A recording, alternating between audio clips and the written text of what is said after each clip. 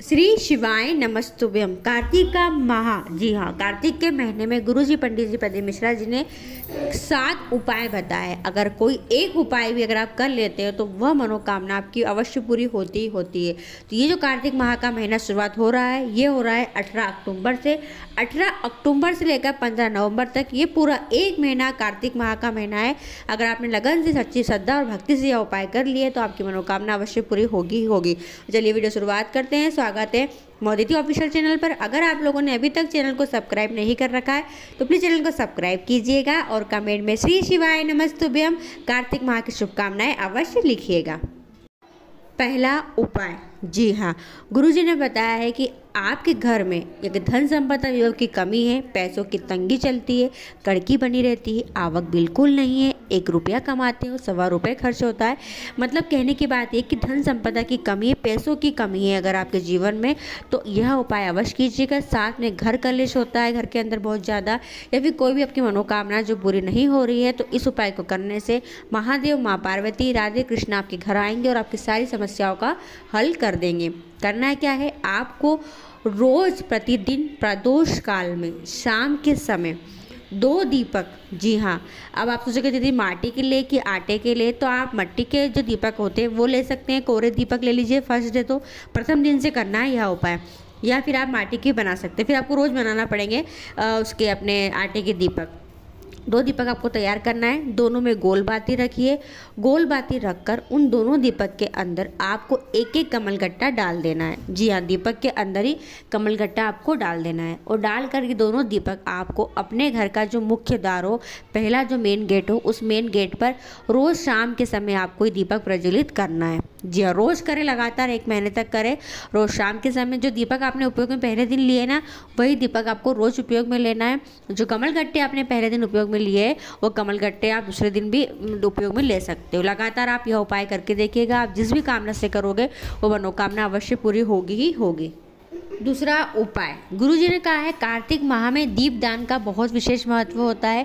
जी हाँ, अगर कुछ नहीं कर सको तो दीपदान अवश्य करो, पर ये दीपदान आपको किसी विशेष स्थान पर करना है। जैसे गुरुजी ने स्थान बताया है, पहला स्थान है, गुरुजी ने कहा है आपके घर में जो तुलसी माता का पौधा हो, क्यारी हो, वहाँ पर कर ले। जी हाँ, यानी रोज़ प्रतिदिन आपको तुलसी की क्यारी के पास एक दीपक प्रज्वलित करना है, या फिर आप किसी आंवला के वृक्ष के नीचे कर सकते हैं, या आप पीपल के वृक्ष के नीचे कर सकते हैं, या आप बेलपत्री के वृक्ष के नीचे कर सकते हैं, या फिर बड़ी बड़ी नदियों और तालाबों के पास जाकर भी करना रहता है।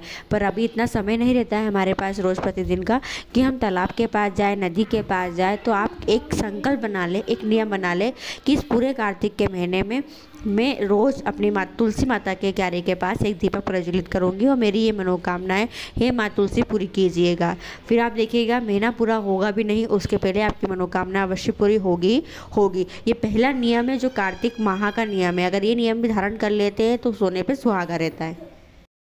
तीसरा उपाय, गुरुजी ने कहा है इस उपाय को शरद पूर्णिमा से लेकर कार्तिक पूर्णिमा तक करना है। एक दिन निकल गया है, कोई बात नहीं, जो दिन हमारे पास है उस दिन से आप ये नियम बनाएं।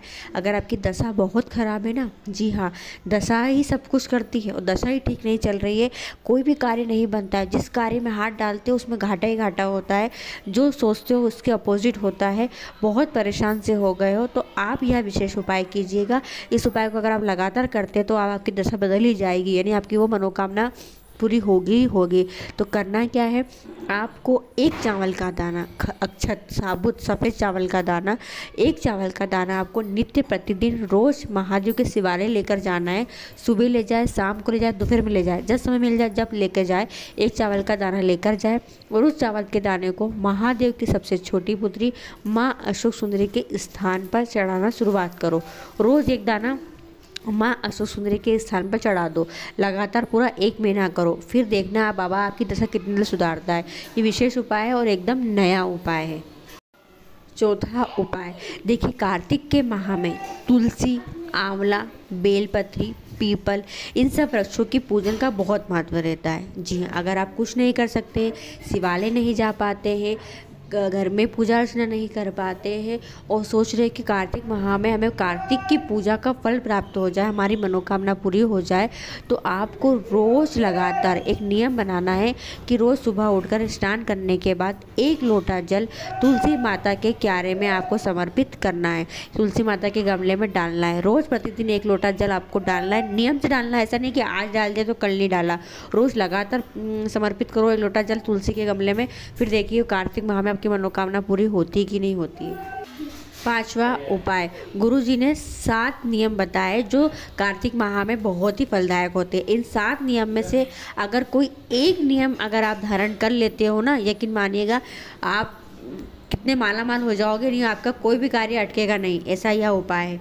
करना क्या है आपको, देखिए पहला जो नियम होता है कि दीप दान करना, तुलसी में कर दें या फिर वृक्ष में कर दे, बेलपत्री में कर दे, आंवला में कर दे, कोई भी आपको एक दीपदान का नियम बनाना है। रोज़ प्रतिदिन आपको 1 दीपक लगाना है।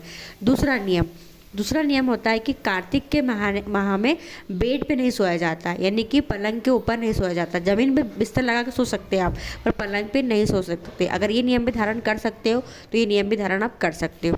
तीसरा नियम ये होता है कि कार्तिक माह में तेल नहीं लगाना। जी हाँ, कुछ लोग ये भी नियम बनाते हैं कि मैं पूरे 1 महीने तक तेल को नहीं लगाऊंगी बॉडी पर। जी हाँ, तो ये नियम भी आप ले सकते हैं। चौथा नियम होता है कार्तिक माह में दालों को नहीं खाया जाता है, यानी जो 2 दल की चीज़ें होती है उसका सेवन नहीं किया जाता है। तो कुछ लोग क्या करते हैं, दाल को त्याग देते हैं। जी हाँ, कोई सी भी दाल नहीं खाते, कोई से भी चने नहीं खाते, उसका 2 दल की जो चीज़ें होती है उसका त्याग कर देते हैं।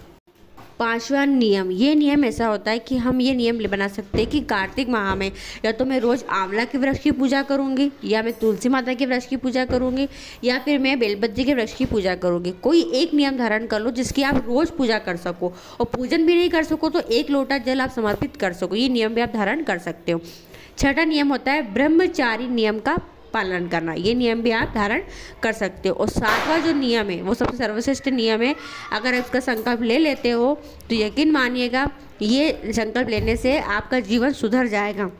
जी हाँ, गुरुजी ने कहा था जो 7वां नियम होता है वो नियम होता है अपनी इंद्रियों पे संयम रखना। जी हाँ, अगर आपने अपनी इंद्रियों पे यानी अच्छा बोले, अच्छा सुने, अच्छी बात करे, अच्छा ग्रहण करे, इन 7 नियम में से अगर कोई एक नियम सच्चे दिल से धारण करते हैं पूरे कार्तिक माह में, यकीन मानिएगा वो मनोकामना आपकी अवश्य पूरी होगी। अगला उपाय, गुरुजी ने कहा था इस उपाय को शरद पूर्णिमा से लेकर कार्तिक पूर्णिमा तक करना है। अगर 2 दिन निकल गए, 1 दिन निकल गया, कोई बात नहीं।